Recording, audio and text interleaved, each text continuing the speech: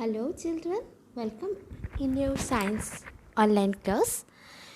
So in the previous class I discussed about the third chapter of your science book, that is the animal's habitat and the adaptation. That is second chapter of your science book. And the first some portions we are completed in the previous video. I hope all of you were watching this video and understand this chapter properly.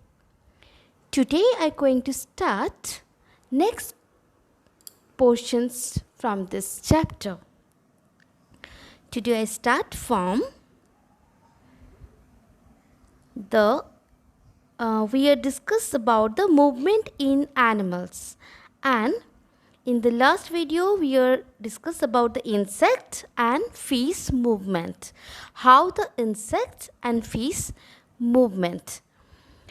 Okay, so today I start from the amphibians. All of you know what is the amphibians? Amphibians is one kind of species that live both on land and in water. So amphibians किसको कहा जाता है? ये हम सबको ही जानते हैं कि जो एनिमल्स और जो भी प्राणी आधा टाइम वाटर में रहते हैं, पॉन्ड या तो लेक्स या तो समुंदर, आधा टाइम्स वाटर में रहते हैं और आधा टाइम लैंड के ऊपर रहते हैं. तो इसी तरह का जो भी एनिमल्स है, this kind of animals are known the amphibians. Now in this chapter we know how the amphibians move from one place to another. So most of the amphibians hop in the ground with their powerful hind legs. Hind means back legs. Which legs are present in the back side? These legs are known the hind legs. So the amphibian animals like frogs, tortoise is not hopping. Frog actually move by the hopping. So the frog hop with the help of their powerful hind legs. Okay, so all of you underline this, the powerful hind legs. They also have wave feet. That is very much important. You should be know the what is the wave feet. Wave feet किसको कहा जाता है? So in which feet the toes join with a thin layer of the skin. This kind of feet known as a wave feet. Wave feet किसको कहा जाता है? जो भी एनिमल्स या तो इंसेक्ट या तो क्रिएचर्स जिसके भी जो पैर है, जो लेग्स है, या तो जो फ्रंट लेग्स है, जो बैक लेग्स है, जो भी है, उसका जो टोज है, उसका जो फिंगर्स है, वो एक दूसरे के साथ एक पतला सा स्किन के साथ जुड़ा रहता है. All of you see the duck in the pond, and if you were carefully notice the legs of the duck, then you see the web feet. Actually, in the feet of the duck, the every toes are joined with a thin layer of the skin.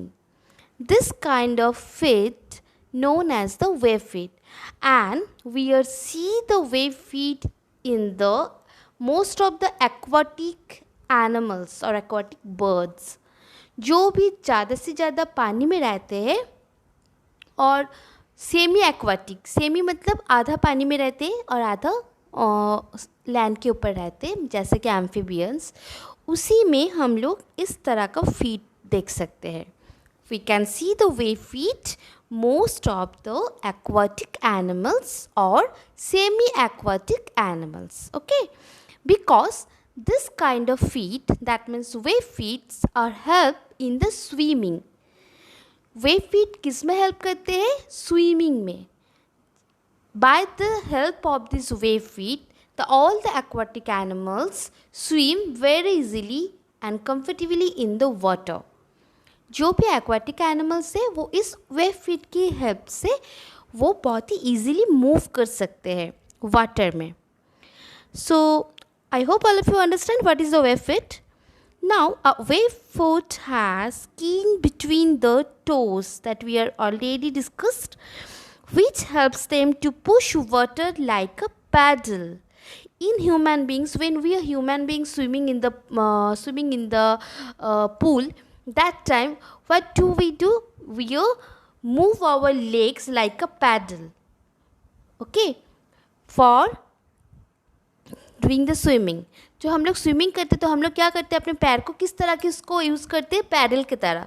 ऐसे ही जो भी aquatic animals है उसका जो wave feet है वो pedal की तरह उनको हेल्प करते हैं वाटर में स्विम करने के लिए, कंफर्टेबली मूव करने के लिए.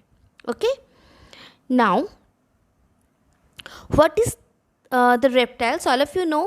तो व्हाट इज द रेप्टाइल्स? तो which animals are move by the crawling. जो भी क्रॉलिंग करके चलते हैं उसको बोलते हैं रेप्टाइल्स. हम लोग ये पढ़ेंगे कि रेप्टाइल्स किस तरह से मूव करते हैं. Have you seen the lizard move? All of you see the lizard at your home. Lizard, crocodiles, tortoise have 4 short legs to move. तो इन लोगों का, इन जो एनिमल्स से जैसे कि क्रोकोडाइल, लीजर्ड, टॉर्टवाइज, इसका जो लेग्स है वो बॉडी के हिसाब से बहुत ही छोटा छोटा होता है. दे क्रॉल ऑन देयर बेली. बेली का मतलब होता है पेट, लोअर एब्डोमेन. जो पेट होता है, बॉडी का नीचे का हिस्सा होता है, उसको बोलते हैं बेली. सो ये सारा जो रेप्टाइल्स है वो अपने बेली के ऊपर प्रेशर दे के वो मूव करते हैं, क्रॉल करते हैं. A turtle lives in water. They have 4 limbs which act as a flip or paddle to help them to swim. जो लीजर्ड है वो तो लैंड पे रहते हैं, लेकिन जो क्रोकोडाइल है, क्रोकोडाइल कभी कभी लैंड पे रहते हैं, कभी कभी वाटर पे रहते हैं. लेकिन जो टर्टल है वो भी कभी कभी वाटर में रहते हैं और लैंड पे रहते हैं. तो when they are live in the water, that times the 4 limbs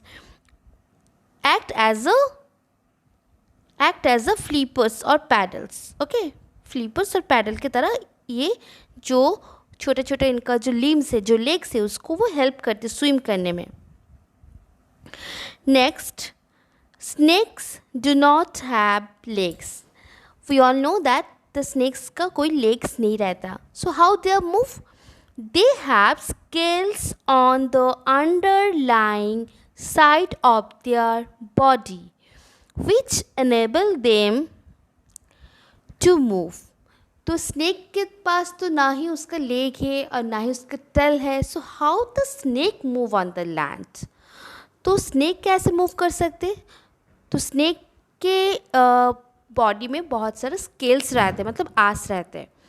and bye the help of this scales on the land they move in the forward or backward by pushing against the scale against the ground. इसका जो नीचे का जो scale है वो ground के ऊपर push करते हैं, मतलब उसके ग्राउंड के ऊपर इसके स्केल्स की हेल्प से वो प्रेशर देते हैं और उसी की हेल्प में उसको वो हेल्प करते हैं. वो प्रेशर जब देते हैं बॉडी, तो वो क्या करते हैं, उसका जो स्केल से इस तरह का है कि वो ग्रिप कर लेते. ग्रिप मतलब किसी कोई भी चीज़ को टाइटली पकड़ने को बोलते हैं grip.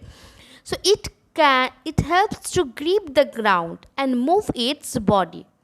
Okay, so when that means how the snake is move, when the snake want to move in the forward or the backward, it scales which is present the underlying of the body, it push against the ground and it helps to the grip the ground tightly and then it move its body.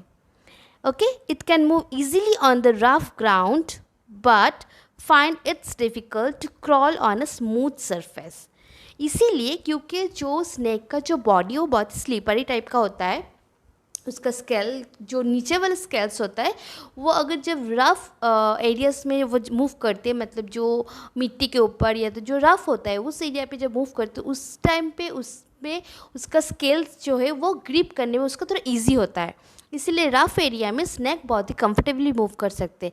लेकिन जो अगर sleeper area में जैसे कि marble के ऊपर या तो कोई सीमेंट के ऊपर जा रहा है, फ्लोर के ऊपर से जहाँ पे बहुत सी एरियाज बहुत ही स्लिपरी है, स्मूथ है, तो उस जगह पे क्या होता है वो अच्छे से ग्रिप नहीं कर पाते हैं. The scales of the snake has not grip tightly with in the smooth floor or the smooth areas surface. So in that time they are facing some difficult to move. उस time में snake को move करने थोड़ा difficult हो जाता है. And snake can also swim in the water. और snake जो है वो भी आसानी से वाटर में स्विमिंग कर सकते हैं. Okay, so now next we are learn talk about the birds. So how the bird move? So most birds do not weigh much compared to their size because their bones are light and hollow. तो birds का जो body weight है वो ज़्यादा नहीं होता है. Most birds do not weigh much compare to their size.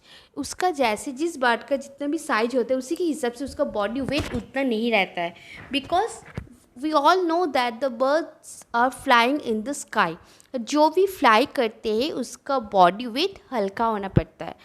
For because they are moving flying comfortably for the help of their hollow body structure. Hollow का मतलब जो हल्का होता है, जिसमें एयर फील हो जाए. अभी वो उड़ता है तो उसकी जो हॉलो स्ट्रक्चर है, बॉडी का स्ट्रक्चर है, उसमें वो एयर को पकड़ते हैं और वो पकड़ सकते हैं और वो इजीली मूव कर सकते हैं, फ्लाई कर सकते हैं. The boat shaped body and a pair of wings attached to the powerful muscles help them to fly. तो कैसे बर्ड्स फ्लाई करते? द बोट शेप्ड मतलब in the upper portions and the lower portions are narrow than the middle portions of the body. Boat shape मतलब boat, तो all of you see the boats का structure तुम सभी को ही देखो कि बोट का शेप कैसे होता है. दो साइड में थोड़ा नैरो होता है और मिडिल पोर्शन में थोड़ा ब्रॉड होता है.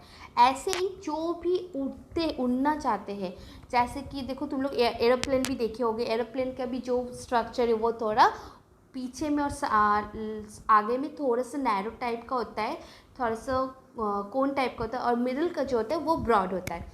ऐसे ही इसको बोलते हैं streamlined body shape. Okay, so by this shape of the body it easily comfortably fly in the sky. Okay, the boat shaped or streamlined body shape and a pair of wings attached to the powerful muscles help them to fly. Now they use their legs and feet to move, walk or hop. जो birds है वो अपने उसके पास पे wings पे रहते हैं और लेग्स पे रहते हैं. तो जब वो कहीं पे बैठते हैं, जो भी बर्ड्स है कोई पे बैठते हैं लैंड के ऊपर, ट्री के ऊपर या तो ज़मीन के ऊपर, तो वो थोड़ा चलता भी है with the help of their legs, और हॉप भी करते हैं, जंप भी करते हैं. Water birds are use their web feet to swim in the water like a duck, swan. This birds are present in the wave feet, and by the help of this wave feet they can swim easily in the water. Example, flamingo. Some birds are heavy enough to fly like ostrich. लेकिन ऐसे बहुत सारा का birds है जैसे कि ostrich, penguin, peacock. इनका क्या है, ये ज़्यादा दूर तक उड़ नहीं सकते क्योंकि इनका जो बॉडी है, जितना हाइट है बॉडी का और बॉडी का जितना वेट है उससे कम उसका मतलब उसी हिसाब से इस टाइप का जो बर्ड है इसका विंग्स बहुत छोटा होता है. ठीक है, तो इसीलिए वो इस बात ऑस्ट्रिच एंड द पीकॉक ज़्यादा ऊंचाई तक उड़ नहीं सकते हैं. ओके, और पेंगुइन का जो है, पेंगुइन का विंग्स एक्चुअली फ्लिपर्स कहते हैं उसको, वो पैडल की तरह उसको हेल्प करते हैं. मतलब उसका जो विंग्स है वो बहुत ही बड़ा होता है, लंबा होता है, हैवी होता है. तो ज़्यादा हैवी होने की वजह से वो उड़ नहीं सकते, but the help of this kind of paddle like wings they can swim in the water easily. Okay, now next and last is the mammals. Mammals have 4 limbs. The front legs are called forelimbs. See here 2 different spelling of the First one is four, that means number. So mammals have चार, four का मतलब चार limbs. The front legs are called the four limbs. This four, see this spelling of four. Four का मतलब होता है front, FORE, four. Four का मतलब होता है front.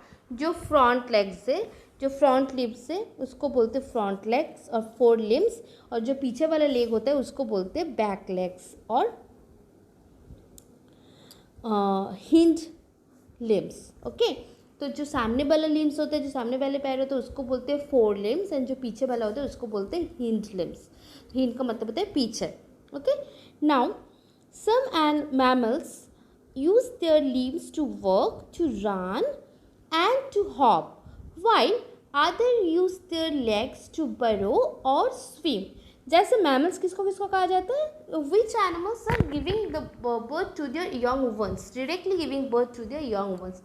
जो भी एनिमल्स से और है जो लिविंग ऑर्गेनिज्म में जो डायरेक्टली अपने जैसे दूसरे का जन्म देता है, मतलब to not laying eggs, the directly giving birth to their young ones, they are known as the mammals. And the mammals body are covered with the hair, fur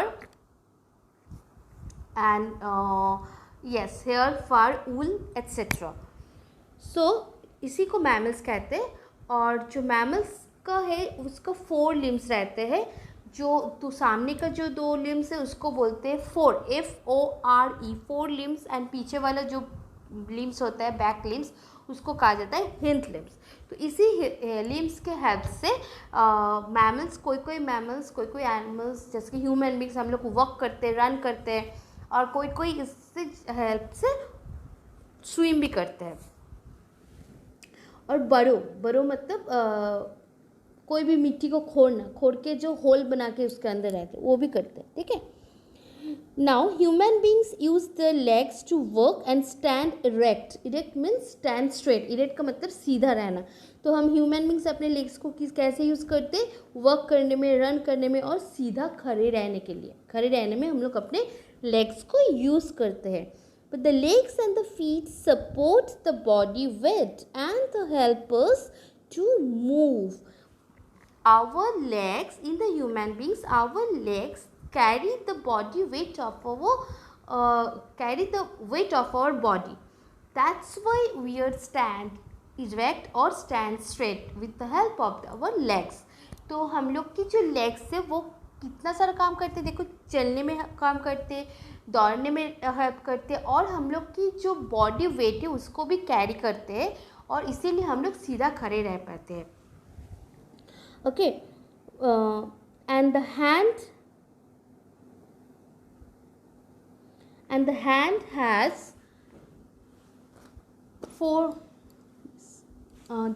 has four fingers and a thumb. तो हम लोग की जो चारों limbs है उसमें से दो हम लोग की पैर है और दो ऊपर में जो हम लोग की हैंड है. हैंड में क्या रहते हैं? Four fingers and a thumb. This help us to hold things. Okay, so our hand help us to hold things or doing any type of work. The well-developed brain and hands have made it possible for man to build houses, machines, computer, etc. So, with the help of the legs and hands, we are doing lots of things in our life. Okay, with the help of the hands, we hold anything. So we eat the food and we do everything, every work in our life with the help of the hands. And in the modern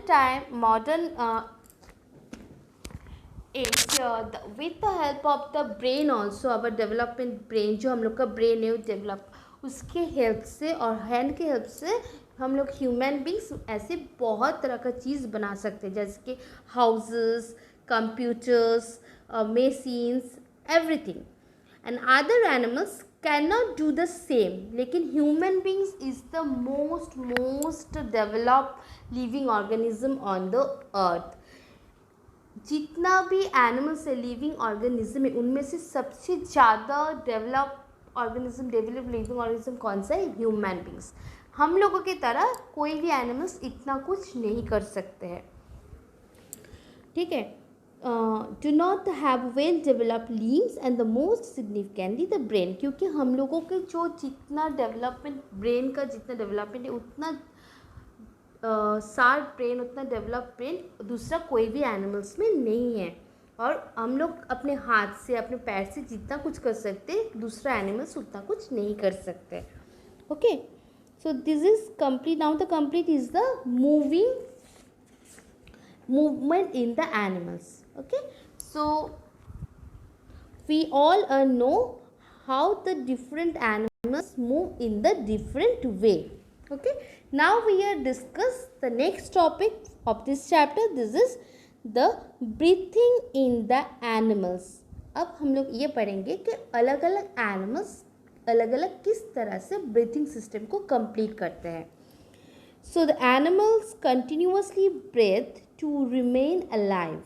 जो भी हम लोग का living organism है, living creatures है, वो हर time, हर वक्त में ब्रीथ करते हैं। They take in oxygen and the oxygen is burnt in the body to release energy to carry out the different activities. We all know this thing that we need the oxygen for our breathing system, but what is the function of the oxygen in our body? Oxygen किस लिए हम लोग की ज़रूरत होता है? Oxygen ही क्यों? Because in our body the oxygen burnt, oxygen हम लोग की बॉडी में जाके जो फूड हम लोग खाते हैं उसी के साथ मिलके, वो ऑक्सीजन जब मिलते हैं उस खाने के साथ तो वो बर्न होता है। बर्न होने के बाद उससे एनर्जी निकलते हैं और उसी एनर्जी की हेल्प से हम लोग अपने जीवन में सारा कुछ काम करते हैं। Because we need energy for doing everything in our life. हम लोग कुछ भी करते हैं तो उसके लिए हम लोगों की एनर्जी की ज़रूरत होता है, और उस एनर्जी हम लोगों को किससे मिलते हैं? खाने से। हम लोग को पता है कि खाना खाने से एनर्जी, लेकिन सिर्फ खाना खाने से नहीं होगा। जो खाना हम लोग खाते हैं उसी के साथ जो ऑक्सीजन हम लोग लेते हैं, विच gas we are take in during the breathing system, the oxygen also help to create energy in our body. Oxygen उतना ही ज़रूरत है हम लोग की बॉडी में एनर्जी क्रिएट करने में, ठीक है। Now they inhale oxygen and exhale carbon dioxide while breathing. तो इनहेल मतलब जो जिसको हम लोग अंदर लेते हैं, which we take in our body, जो हम लोग बॉडी के अंदर लेते हैं उसको बोलते हैं inhale. So we inhale oxygen and exhale. Exhale का मतलब होता है जो हम लोग निकल देते हैं। We are giving out which thing, that is exhale, ठीक है। तो एक्सहेल करते जो हम लोग बाहर निकलते उसको बोलते हैं एक्सहेल। तो हम लोग एक्सहेल करते carbon dioxide. Okay, so all the living organism inhale oxygen gas and exhale carbon dioxide gas during the breathing system. Now the breathing organs differ from one animal to the other animal. Most of the land animals such as reptiles, birds breathe through their lungs. जो भी mammals है, ज़्यादा से ज़्यादा mammals होगा, जैसे कि animals हो कि रेप्टाइल्स हो कि बर्ड्स हो, जो भी है वो ज़्यादा ह्यूमन बींग्स हो, वो सारा अपना ब्रीथिंग सिस्टम कंप्लीट करते through the help of their lungs, ठीक है। तो जो भी मैमल्स है उसका ब्रीथिंग ऑर्गन क्या है? Which is the breathing organ of the mammals? Most of the mammals like human beings, animal, birds, reptile, everyone, they complete the breathing system with the help of the lungs. Okay, so mammals का breathing organ कौन सा है? lungs. Okay, now next insect. Next is insect. So how the insect breathe in? Insect have a network of air tubes called trachea which runs along across the whole body.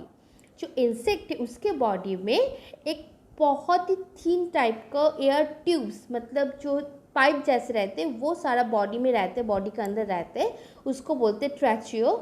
सारा body में वो फैला हुआ होता है. Air enters through the holes called spiracles found along the side of the body.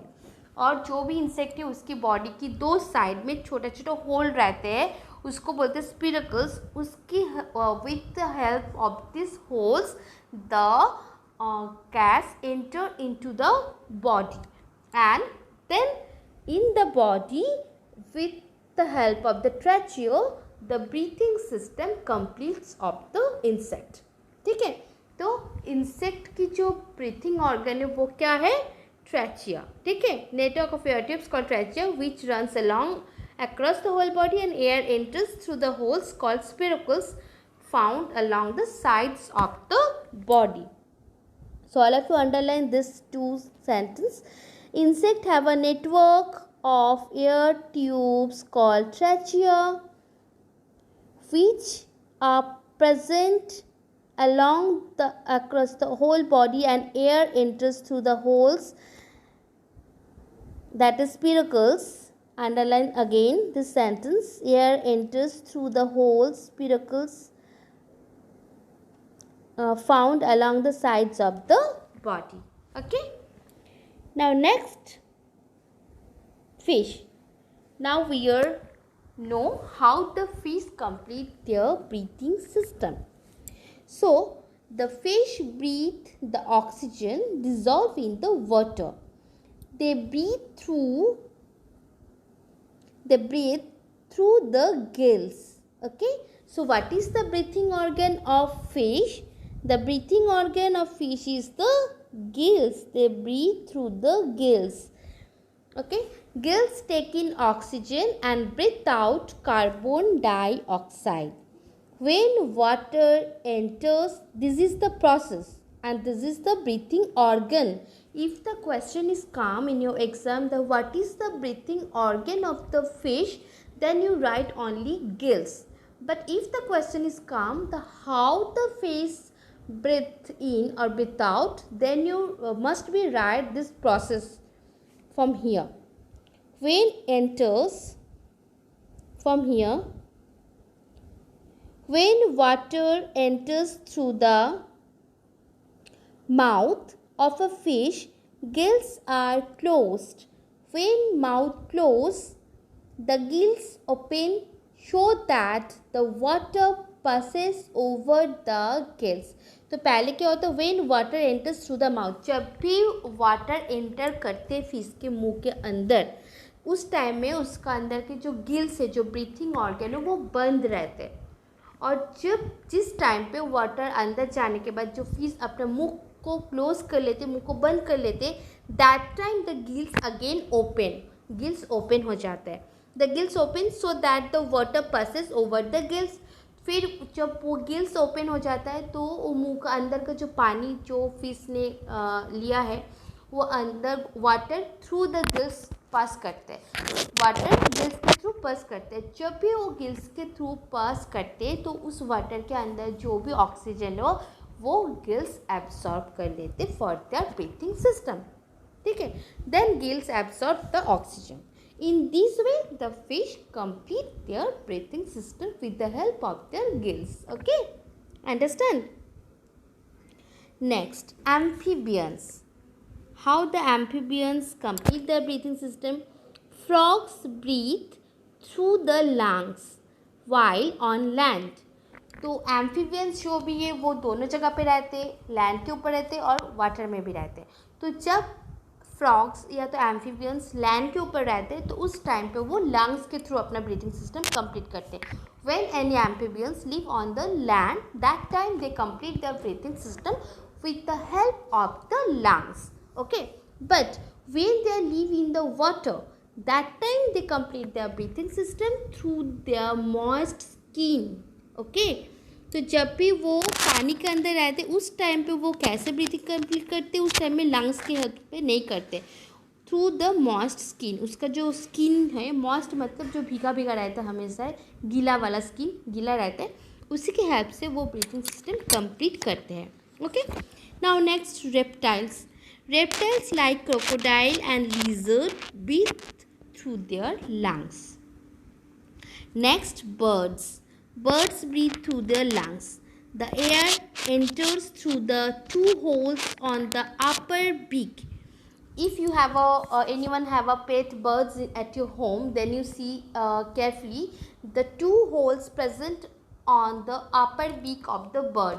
तो जो bird है उसका जो ऊपर का जो बिक्स होता है, जो ऊपर वाला ठोट होता है, उसी के ऊपर छोटे छोटे दो होल्स रहते हैं एंड उसी होल्स की हेल्प से वो ऑक्सीजन अंदर जाते हैं एंड देन उसके बॉडी के अंदर जो लंग्स होता है वो उसके हेल्प से वो ब्रीथिंग सिस्टम कंप्लीट करते हैं. ठीक है. So birds breathe through their lungs. The air enters through the two holes on the upper beak. Then oxygen is taken by the lungs and carbon dioxide released through the lungs again. Okay. So in this way, the different animals complete their breathing system in the different way. Okay. Next and the last, that is mammals. How the mammals breathe in. The mammals breathe through the lungs. Mammals also breathe through the lungs. The air enters through the nose into the windpipe and goes into the lungs. तो जैसे birds के अपर beak पे दो holes रहते, ऐसे हम लोगों की जो नोज़ है उसमें दो होल्स रहते, दो छोटा छोटा होल्स रहते. उसके हेल्प से हम लोग जो बाहर की जो ऑक्सीजन है वो हम लोग के अंदर में जाते नोज़ की हेल्प से. देन नोज़ के अंदर से वो बाहर अंदर जाके फिर हम लोगों के गले में दो पाइप रहते हैं. Inside our neck there are present two type of pipes. One is the windpipe and another one is the food pipe. So which oxygen gas we enter through our nose, that oxygen pass through the windpipe. जो oxygen हम लोग breathe इन करते हैं वो oxygen अंदर में जाके windpipe के थ्रू लंग्स तक पहुंचता है. And exchange the gases take place in the lungs. फिर लंग्स पे जाके वो ऑक्सीजन लंग्स ले लेते हैं और जो बॉडी में हम लोग का जो कार्बन डाइऑक्साइड जो भी होता है वो अगेन लंग्स से उस विंड पाइप के अंदर से आते हैं और फिर नोज़ के द्वारा हम लोग उसको बाहर निकाल देते हैं, एक्सेल कर देते हैं. The blood takes in oxygen and passes it through all the parts of the body and carbon dioxide and water vapour is exhaled. ठीक है.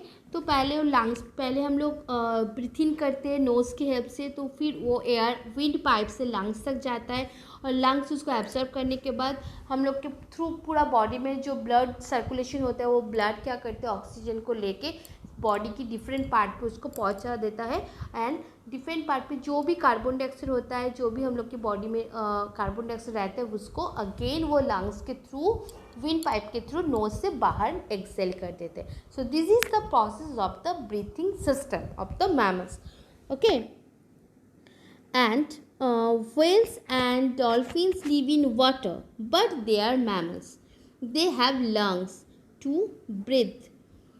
They whale and dolphins जो है उसको हम लोग क्यों mammals कहते हैं बोलो तो, जो whales और dolphins है we are consider as a mammals because these two fish or whale or dolphin giving birth to their young ones directly. They are do not laying eggs. जो व्हेल और dolphin होता है उसका बच्चे होते हैं डायरेक्टली यंग वंस होते हैं, वो अंडे नहीं देते.